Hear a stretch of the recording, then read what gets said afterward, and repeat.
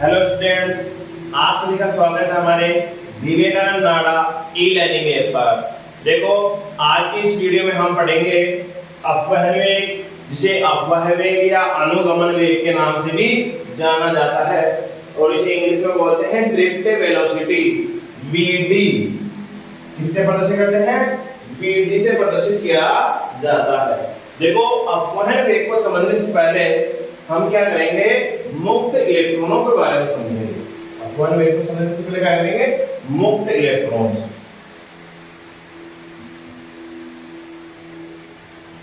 मुक्त इलेक्ट्रॉन, देखो मुक्त इलेक्ट्रॉन होते क्या हैं? देखो, कोई भी चालक पदार्थ होता है वो बहुत सारे परमाणुओं से मिलकर बना होता है।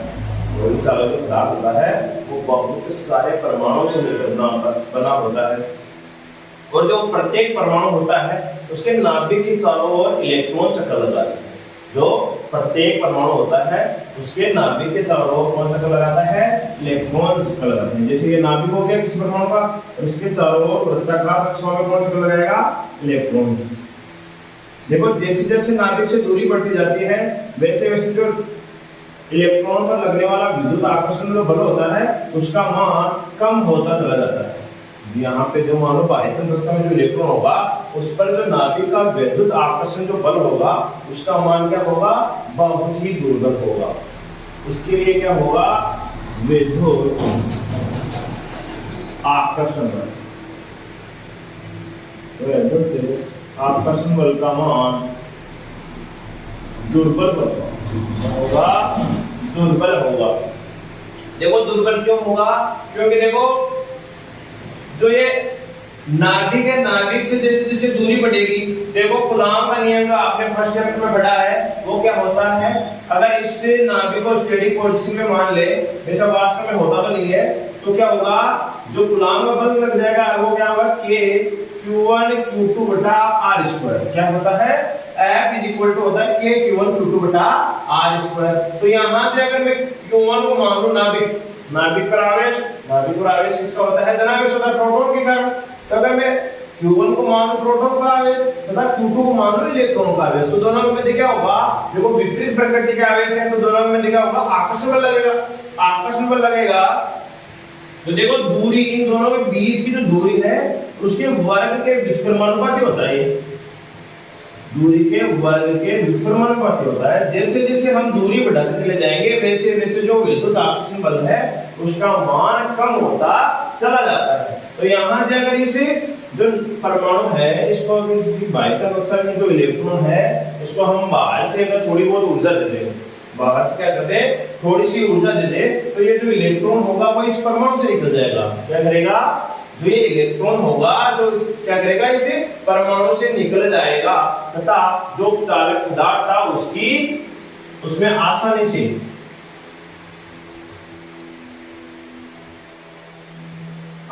से विचरण करेगा। क्या करेगा? जब इसको बाह्यतम जो परमाणु के बाह्यतम कक्षा में जो इलेक्ट्रॉन है उसको क्या होगा? बाहर से या जैसे मान लो जैसे ऊर्जा मिलेगी, क्या होगा? बाहर से कोई ऊर्जा मिलेगी तो ये जो बाह्यतम कक्षा वाला इलेक्ट्रॉन है वो आसानी से जो चालक पदार्थ है उसमें आराम से जो विचरण करेगा। ठीक है? अब देखो, जो विचरण करते हैं, जो बाह्य कक्षा में जो इलेक्ट्रॉन होते हैं, अगर उनको ऊर्जा देते हैं तो ये विचरण करते हैं ना जो चालक पदार्थ में स्वतंत्रता रूप से, उन्हें बोलते हैं मुक्त इलेक्ट्रॉन। क्या बोलते हैं? उन्हें मुक्त इलेक्ट्रॉन बोलते हैं। देखो, मुक्त इलेक्ट्रॉन ये जो परमाणु होगा, ये परमाणु क्या करेगा? यहाँ से अगर मुक्त इलेक्ट्रॉन निकलेगा तो इसमें क्या बन जाएगा? ये आयन बन जाएगा। अरे इलेक्ट्रॉन की कमी होगी तो क्या बन जाएगा? आयन बन जाएगा। तो अगर आयन होगा उस चालक पदार्थ में क्या हो जाएगा? आयन भी हो जाएगा। और देखो, ये मुक्त इलेक्ट्रॉन इस परमाणु से निकला है, ऐसे कई और अन्य परमाणु होंगे तो वहां से भी मुक्त इलेक्ट्रॉन निकलेगा। तो ये फ्री इलेक्ट्रॉन है, मुक्त इलेक्ट्रॉन, वो किन से टक्कर करेगा? एक तो आयन से, अगर किसमें से आयन में से जैसे मान लो परमाणु हो उसमें से इलेक्ट्रॉन नहीं निकला तो क्या होगा? परमाणु होगा। तो वहां एक तो परमाणु आयन तथा मुक्त इलेक्ट्रॉन किन से टक्कर करेगा? उससे चालक पदार्थ में क्या क्या पाए जाएंगे? आयन पाए जाएंगे। आयन तो किसे मिलेगा? जैसे मान लो कोई परमाणु होगा उसकी बाह्यतम कक्षा में से इलेक्ट्रॉन निकल जाएगा, बाह्यतम कक्षा में से अगर इलेक्ट्रॉन निकल जाएगा तो क्या बन जाएगा आयन। अगर इसमें से बाह्यतम कक्षा में से इलेक्ट्रॉन नहीं निकले तो क्या होगा परमाणु। और मुक्त इलेक्ट्रॉन जो है इसमें से अगर इलेक्ट्रॉन निकल जाता है बाह्यतम कक्षा में से, परमाणु की बाह्यतम कक्षा में से इलेक्ट्रॉन निकल जाता है तो क्या होते हैं उस इलेक्ट्रॉन के नाम होते हैं मुक्त इलेक्ट्रॉन बोलते हैं। क्या बोलते हैं? मुक्त इलेक्ट्रॉन बोलते हैं। अब देखो एक आता है मुक्त पथ। क्या आता है? मुक्त पथ, जिसे लैम्बडा से दर्शाते हैं। देखो एक इलेक्ट्रॉन का जो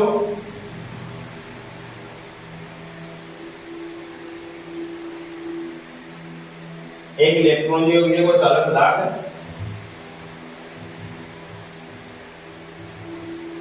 तो इस चालक पदार्थ में जैसे मान लो परमाणु है उसमें से मुक्त इलेक्ट्रॉन निकल गया तो उस मुक्त इलेक्ट्रॉन का जो पथ होगा ना वो मैं यहाँ पे डिनोट कर रहा हूँ। जैसे मान लो यहाँ है तो यहाँ से यहाँ गया तो यहाँ किससे टकराएगा? या तो आयन होगा या परमाणु होगा या अन्य मुक्त इलेक्ट्रॉन होंगे। या तो आयन होगा, परमाणु होगा या मुक्त इलेक्ट्रॉन होंगे, उनसे टक्कर करेगा। तो यहां से स्टार्ट हुआ, यहां आ गया, यहां से टक्कर की यहां चला गया, ऐसे टक्कर करता हुआ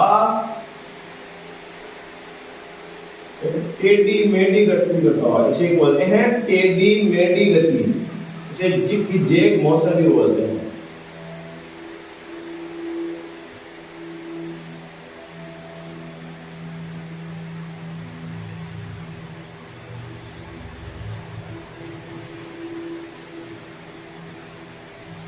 क्या बोलते हैं? जिग-जैग मोशन बोलते हैं। टेढ़ी मेढ़ी गति, टेढ़ी मेढ़ी गति होती है। जो मुक्त इलेक्ट्रॉन है वो किसी चालक में कौन सी गति करते हैं? टेढ़ी मेढ़ी गति करते हैं। जब इनके जो ये चालक है उसके सिरों पर विभवांतर नहीं लगाया जाता है, कोई विद्युत धारा आरोपित नहीं की जाती है, तब की बात है। जब क्या होगा कि जब ये क्या करेगा, जो ये मुक्त इलेक्ट्रॉन होगा वो इस चालक पदार्थ में आसानी से स्वतंत्रता पूर्वक टेढ़ी मेढ़ी गति करेगा। अब देखो टेढ़ी मेढ़ी गति करेगा तो ये जो मुक्त पथ होता है वो क्या होता है कि मुक्त इलेक्ट्रॉनों द्वारा दो क्रमागत तत्वों के बीच में तय की गई जो दूरी होती है इसे बोलते हैं मुक्त पथ। क्या बोलते हैं? दोबारा से रिपीट कर रहा हूं मैं। मुक्त इलेक्ट्रॉनों द्वारा, यहां मैं पुट कर देता हूं, मुक्त इलेक्ट्रॉनों द्वारा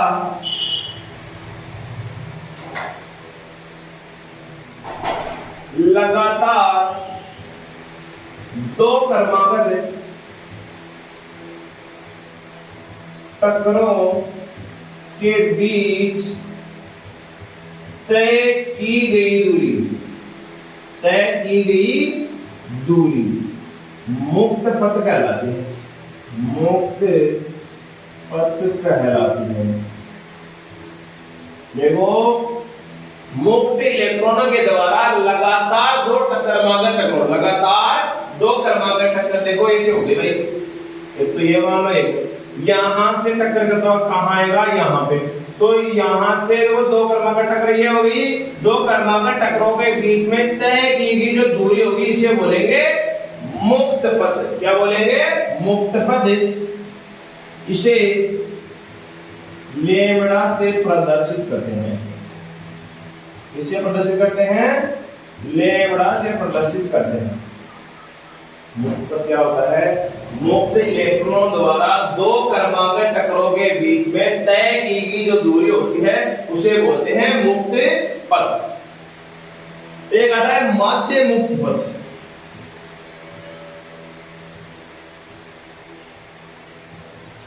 इसे बोलते हैं लैम्बडा आर। देखो माध्य मुक्त पथ क्या होता है?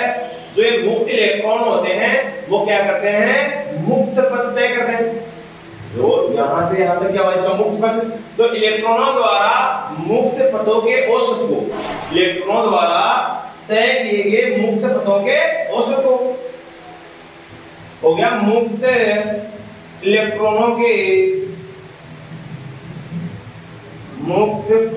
औसत को और जो मुक्त पद होगा उसका क्या निकालेंगे, औसत। औसत को क्या बोलेंगे, माध्य मुक्त पद बोलते हैं, माध्य मुक्त पद कहते हैं। और वो क्या हो जाएगा भाई, lambda bar is equal to हो जाएगा लेमड़ा 1 प्लस का लेमड़ा 2। मान लो ये कोई लेमड़ा 1 है, माध्य मुक्त पद यहाँ से यहाँ तक का लेमड़ा 1 है, यहाँ से यहाँ तक का लेमड़ा 2 मान लो, यहाँ से यहाँ तक का लेमड़ा 3। तो ऐसे क्या हो जाएगा, lambda 3 lambda 4 plus dot dot dot lambda n, और n का भाज्य दे तो क्या हो जाएगा, औसत निकल जाएगा। राशियों का योग बटा राशियों की संख्या क्या होता है, औसत। तो माध्य मुक्त पद क्या हो गया, मुक्त इलेक्ट्रॉन द्वारा मुक्त पदों के औसत किए गए मुक्त पदों के औसत को क्या बोलते हैं, माध्य मुक्त पद बोलते हैं। इसके बाद में एक आता है विश्रांति काल।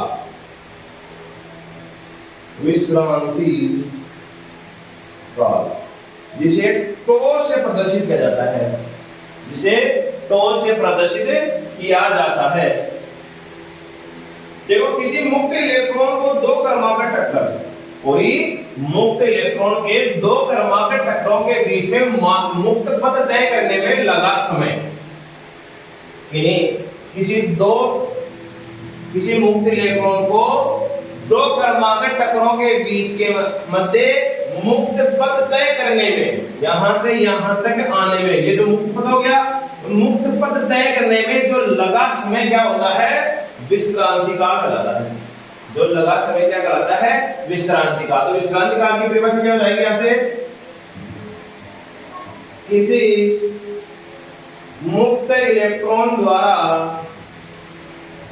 मुक्त पथ तय करने में जो लगा समय, अरे यहां से यहां तक दो क्रमागत टक्कर हो गई, यहां से यहां तक जो मुक्त इलेक्ट्रॉन जो आने में जो समय लगेगा उसे बोलेंगे विश्रांति काल। और इसे किससे प्रदर्शित करते हैं, टो से प्रदर्शित किया जाता है। विश्रांति काल को टो से प्रदर्शित किया जाता है। अब देखो अपवहन वेग की परिभाषा इसके पश्चात हम देखेंगे। देखो एक बात ध्यान रखना भाई, जो मुक्त पथ होता है दो क्रमागत टक्करों के बीच में जो मुक्त पथ होता है वो हमेशा रेखीय पथ होता है। कैसा पथ होता है, रेखीय पथ होता है। दो क्रमागत टक्करों के बीच में, देखो इस डायग्राम में भी आपको दिखाई दे रहा होगा, दो क्रमागत टक्करों के बीच में जो मुक्त पथ होता है वो हमेशा रेखीय पथ होता है, सीधा पथ होता है, घुमावदार नहीं होता। कैसा होता है, रेखीय होता है। अब देखो अपवहन वेग की परिभाषा कैसे बनेगी। देखो मुक्त इलेक्ट्रॉन द्वारा जब इस पर क्या करते हैं, देखो बाह्य विद्युत क्षेत्र आरोपित कर देते हैं। जब ये चालक है उस पर क्या कर देंगे, बाह्य विद्युत क्षेत्र आरोपित कर देंगे या विभवांतर आरोपित कर देंगे, तो क्या हो जाएगा भाई,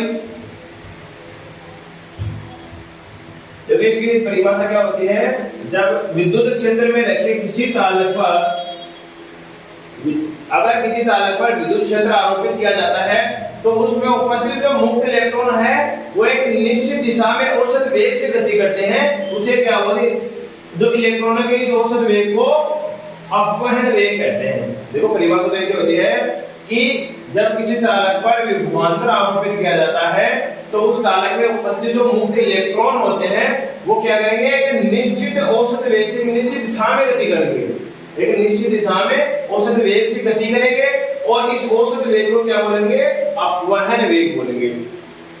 देखो ये चालक है, इस पर अगर हम विभवांतर आरोपित करते, देखो अलग से बना रहा हूं, क्या करते हैं, विभवांतर आरोपित करते हैं, विद्युत धारा लगाते हैं।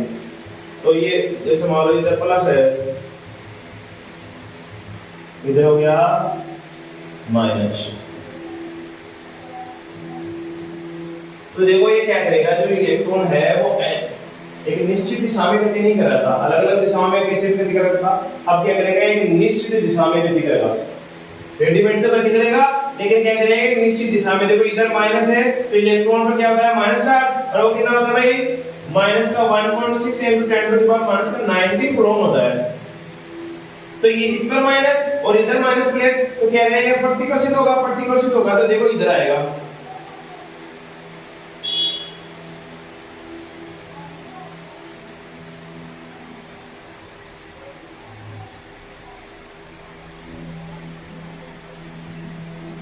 इधर प्लस की ओर आ गया।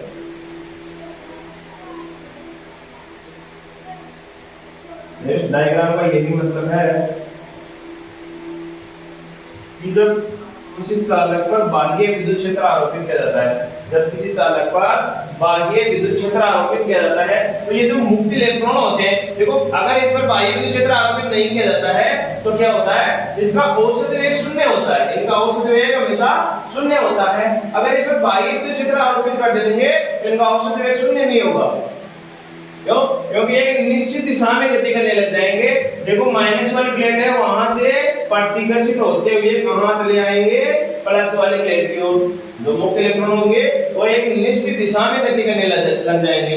जब जैसे हम इस पर बाह्य विद्युत क्षेत्र आरोपित कर देंगे तो क्या होगा, इसके अपवन वेग की परिभाषा क्या हो जाएगी, जब किसी चालक पर बाह्य विद्युत क्षेत्र आरोपित किया जाता है, जब किसी चालक पर बाह्य विद्युत क्षेत्र आरोपित किया जाता है तो उस चालक में उपस्थित मुक्त इलेक्ट्रॉन एक निश्चित दिशा में औसत वेग से गति करते हैं, एक निश्चित दिशा में औसत वेग से गति करते हैं और इसी औसत वेग को क्या बोलते हैं, अपवहन वेग बोलते हैं। क्या बोलते हैं, अपवहन वेग बोलते हैं। और अपवहन वेग को vd से प्रदर्शित किया जाता है। किससे प्रदर्शित किया जाता है, vd से।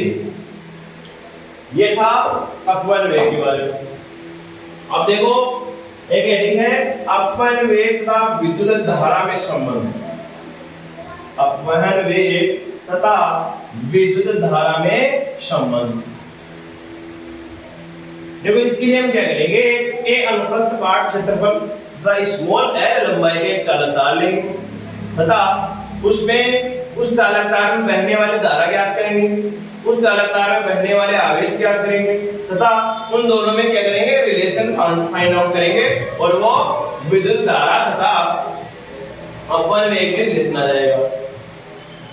तो अपवहन वेग vd व विद्युत धारा I में संबंध, अपवहन वेग vd व विद्युत धारा I में संबंध। देखो हमें a अनुप्रस्थ काट क्षेत्रफल तथा स्मॉल l लंबाई के चालक तार की कल्पना करें।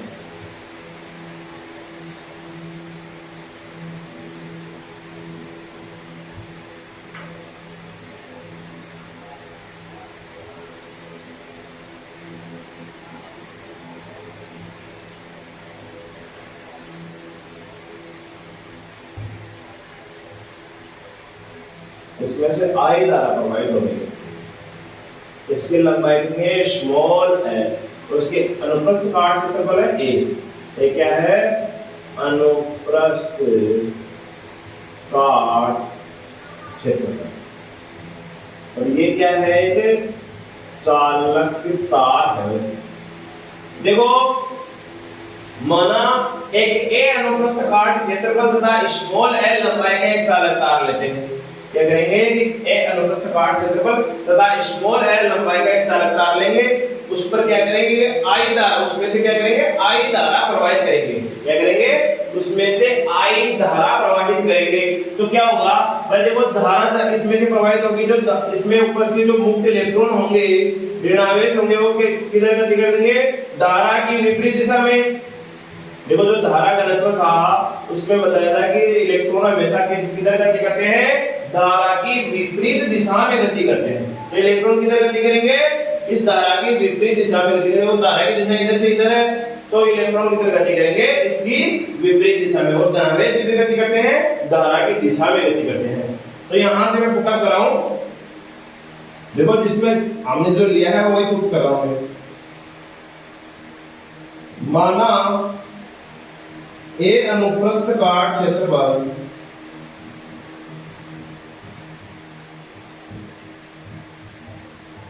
A अनुप्रस्थ काट क्षेत्रफल तथा स्मॉल l लंबाई का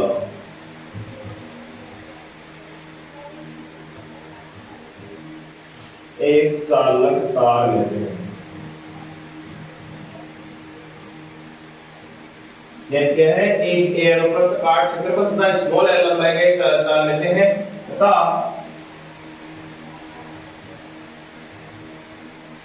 इसमें से I धारा प्रवाहित हो रही है।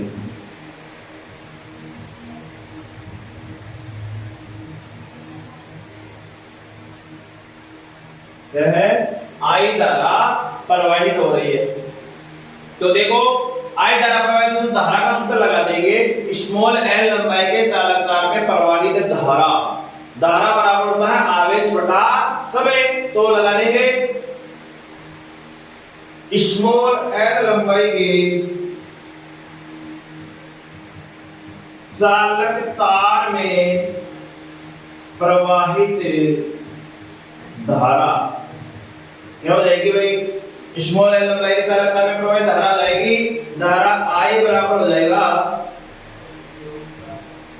आवेश बटा समय। जो हमारा फर्स्ट वीडियो था उसमें ये था आवेश बटा समय, ये तो होगा। इसको दे दो समीकरण नंबर 1, ठीक है।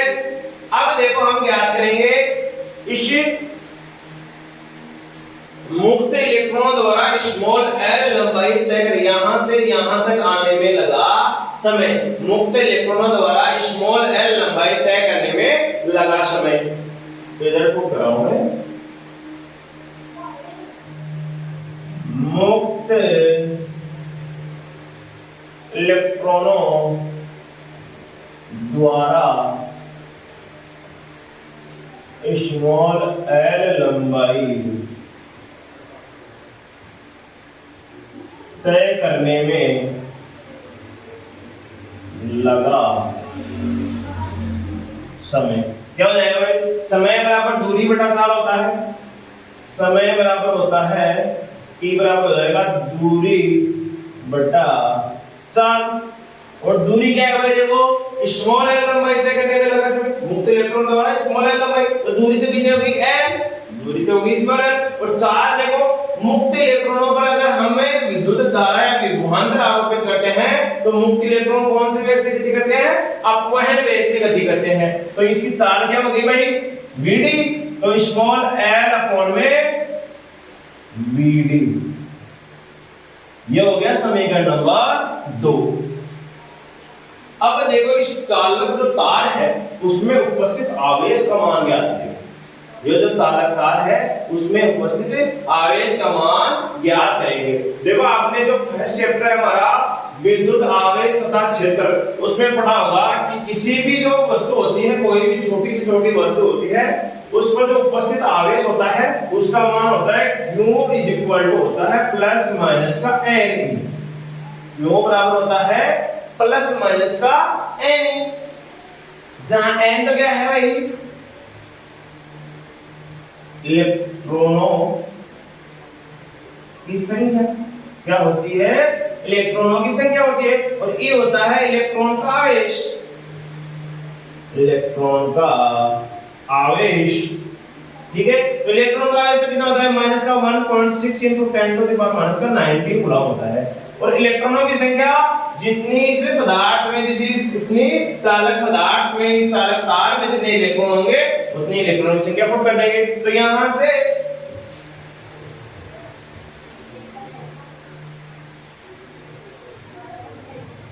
चालक तार में उपस्थित कुल आवेश,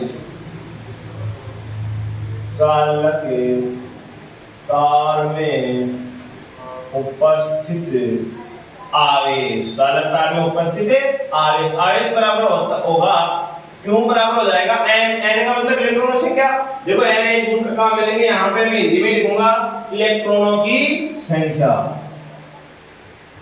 इलेक्ट्रॉनों की संख्या गुणा इलेक्ट्रॉन का आवेश E, ठीक है। तो देखो इलेक्ट्रॉनों की संख्या हमारे को ज्ञात करनी होगी, इसको समीकरण नंबर दे दो मैं 3। यहां से हमारे को क्या करनी होगी? इलेक्ट्रॉनों की संख्या। और इलेक्ट्रॉनों की संख्या ज्ञात करने के लिए हम क्या करेंगे? इलेक्ट्रॉन घनत्व, जो इसलिए चालक तार है उसमें इलेक्ट्रॉन घनत्व ज्ञात करेंगे। देखो इलेक्ट्रॉन घनत्व क्या होता है भाई? इलेक्ट्रॉन घनत्व इसको लिखते हैं स्मॉल एल से। अगर मैं यहाँ पर इलेक्ट्रॉनों की संख्या स्मॉल एल हो जाती, देखो वो बराबर प्लस माइनस का एन ही होता है, तो यहाँ मैं एन लिख देता और इलेक्ट्रॉन का जब भी एन हो जाता तो ये मिक्सअप हो जाता है। इसके लिए मैंने क्या लिखा है, इलेक्ट्रॉनों की संख्या को हिंदी में लिखा है, तो इसमें कोई दिक्कत वाली बात नहीं है। तो इस इलेक्ट्रॉन घनत्व क्या होता है, देखो घनत्व की परिभाषा रो इज इक्वल टू होता है m अपॉन में v। समझते ही तो जानते हैं, मतलब प्रति एकांक आयतन में उपस्थित द्रव्यमान, प्रति एकांक आयतन में उपस्थित द्रव्यमान। तो इसमें इलेक्ट्रॉन घनत्व क्या हो जाएगा, प्रति एकांक आयतन में उपस्थित इलेक्ट्रॉन। इलेक्ट्रॉन घनत्व क्या हो जाएगा, प्रति एकांक आयतन में उपस्थित इलेक्ट्रॉन, तो हो जाएगा प्रति एकांक आयतन में उपस्थित इलेक्ट्रॉनों की संख्या, इलेक्ट्रॉनों की संख्या। तो यहां से क्या हो जाएगा भाई, इलेक्ट्रॉन घनत्व स्मॉल n बराबर हो जाएगा इलेक्ट्रॉनों की संख्या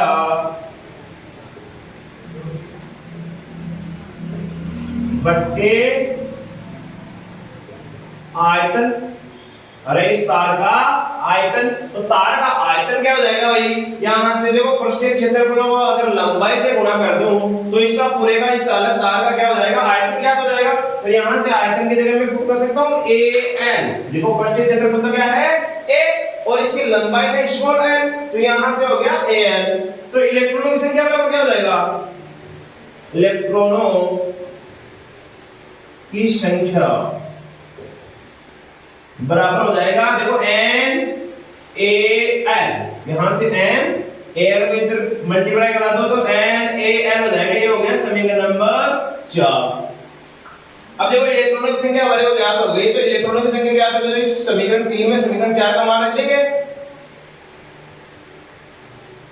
समीकरण 3 में समीकरण 4 का मान रख देंगे,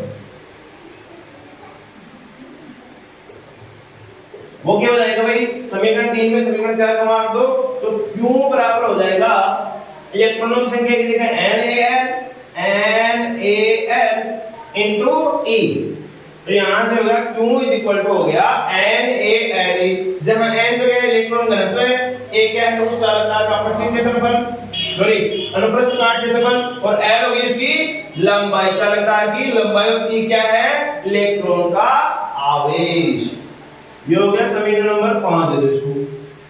अब देखो यहां से जो समीकरण 5 तथा समीकरण 2, समीकरण 5 आवेश और समय, आवेश और समय का मान समीकरण 1 में रख दो, आवेश की जगह आवेश का मान रख दो और समय की जगह समय का मान रख दो। यहां से समीकरण क्या लिखेंगे, समीकरण 5 में समीकरण 2 का मान समीकरण 1 में रखने पर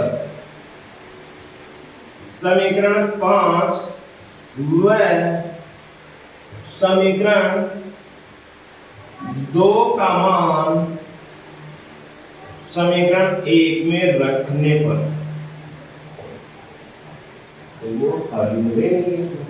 तो यहां से देखो समीकरण 5 और समीकरण 2 का मान समीकरण 1 में रखेंगे, इसमें रखेंगे, तो इसमें रखेंगे तो क्या हो जाएगा भाई, वो हो जाएगा I इक्वल टू हो जाएगा आवेश की जगह आवेश का मान रख दो NaLe बटा समय का मान हो गया L अपॉन में Vd, L अपॉन में Vd, यहां से L से L कैंसिल हो जाएगा और बच जाएगा NaE, और ये Vd ऊपर चला जाएगा, देखो बट्टे में है तो ये ऊपर चला जाएगा, I इक्वल हो गया NaE Vd।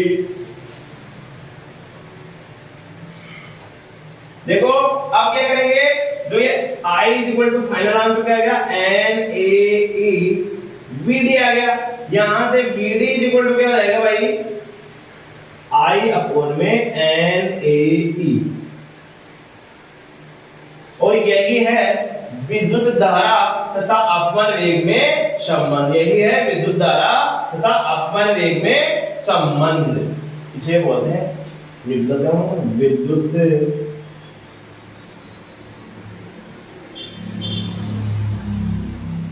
मुक्त इलेक्ट्रॉनों के अपवहन वेग व विद्युत धारा में संबंध। ये हो गया मुक्त इलेक्ट्रॉनों के अपवहन वेग, वीडी अपीडी को क्या बोलते हैं अपवहन वेग, तथा आई हो गया धारा, और एन क्या है इलेक्ट्रॉनों का घनत्व, और ए है उस चालक तार के अनुप्रस्थ काट क्षेत्रफल, और ई है इलेक्ट्रॉन का आवेश। इसमें देखो इस सूत्र में क्या है, जो अपवहन वेग है वो क्या है दूरी पर निर्भर नहीं करता। अपवहन वेग दूरी पर निर्भर नहीं करता। देखो दूरी की जो टर्म आई नहीं, लंबाई की जो टर्म है वो आई नहीं चालक तार की लंबाई पर निर्भर नहीं करता है। उससे देखो ये फॉर्मूला है ये वाला,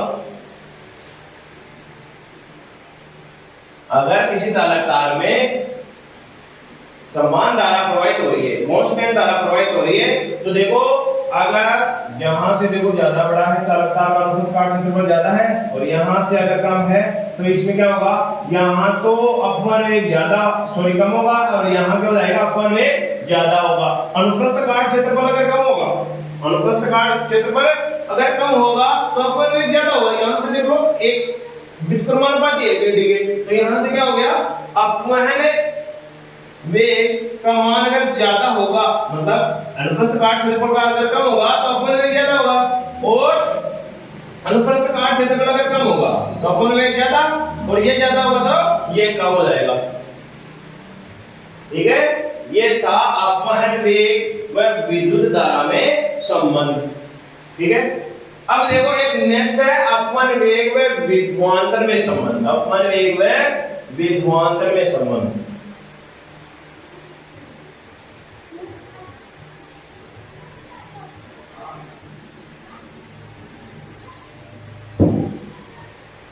देखो इसके लिए भी डायग्राम यही रहेगा, लेकिन इसमें थोड़ा सा चेंज होगा जो मैं करवा रहा हूं।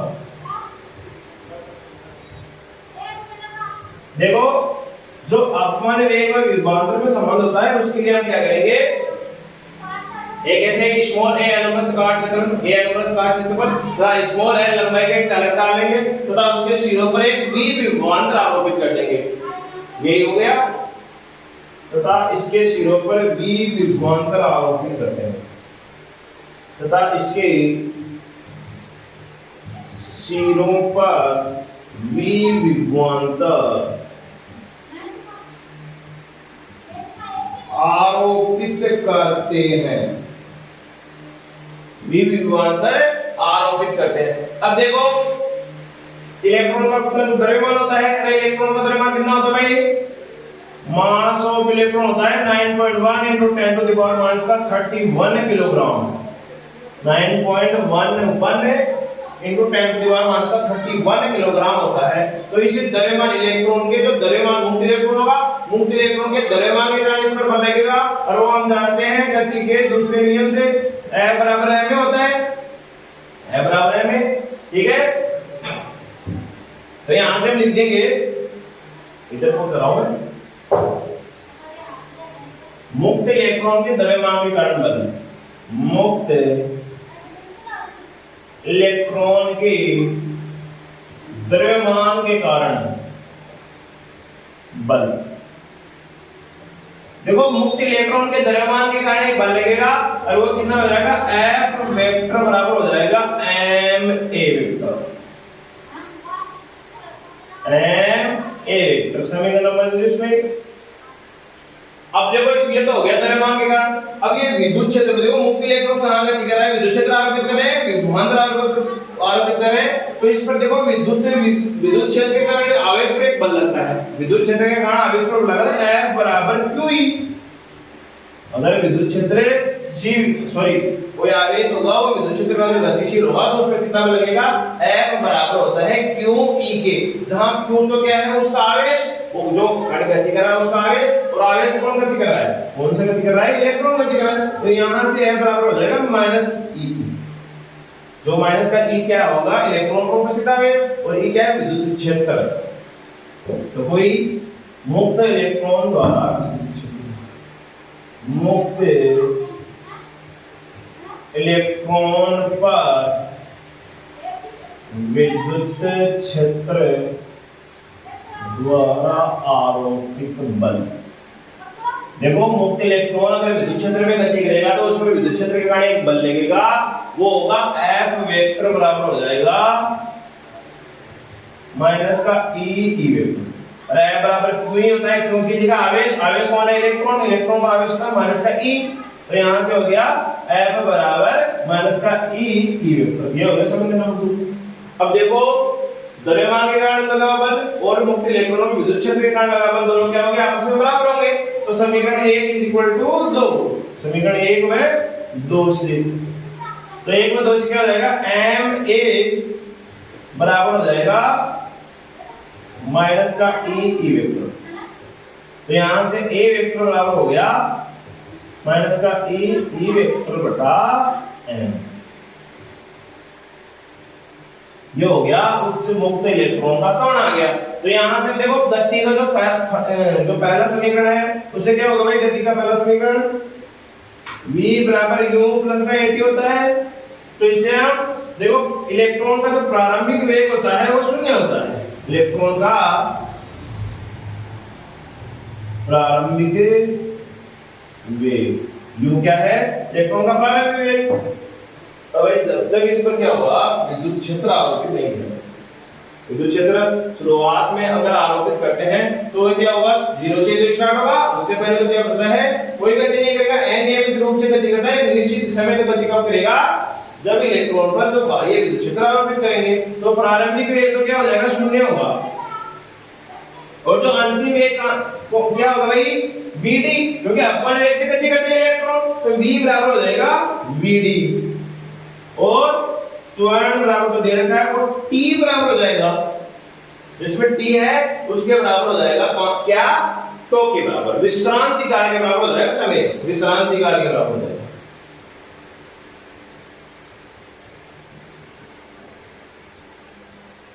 ये हो गया मुक्त इलेक्ट्रॉनों का वेग। तो ये जो भी है मैंने राशि दी है वो इसी समीकरण में पुट कर देंगे। तो यहां से vd बराबर हो जाएगा 0 प्लस का a, तो यहां से vd अगर वेक्टर में लिखेंगे तो वेक्टर लगा दो, vd वेक्टर हो जाएगा 0 की एक ही जगह का मान रख दो e वेक्टर बटा m * 2, ठीक है। तो यहां से vd वेक्टर का अगर मोड ले लेंगे तो यहां से हो जाएगा e तो अपॉन में m इंटू e। तो देखो vd का मान क्या आ रहा है भाई, यहां से vd बराबर हो जाएगा e तो अपॉन में m इंटू e। एक नियत तो ये आ गया भाई, ये आ गया अपवहन वेग में विद्युत क्षेत्र की तीव्रता के मध्य मुक्त इलेक्ट्रॉनों के अपवहन वेग व विद्युत क्षेत्र की तीव्रता, वह विद्युत क्षेत्र की तीव्रता के मध्य संबंध आ गया। अपवहन वेग व विद्युत क्षेत्र की तीव्रता के मध्य संबंध आ गया। अब देखो आपने जो सेकंड चैप्टर था विद्युत विभवांतर वाला, तो उसमें क्या आपने पढ़ा होगा, जो विद्युत क्षेत्र की तीव्रता के और विद्युत विभव के मध्य ये रिलेशन होता है, विद्युत क्षेत्र की तीव्रता और विद्युत विभवांतर में ये संबंध होता है v बटा l होता है। तो यहां से देखो ये समीकरण बनाओ 1 2 3, ये हो गया 4, समीकरण 4 और 3 से, तो समीकरण 4 और 3 से vd बराबर हो जाएगा e टो अपॉन में m, और e की जगह पुट कर दो v बाई l। तो यहां से हो गया vd बराबर हो गया e टो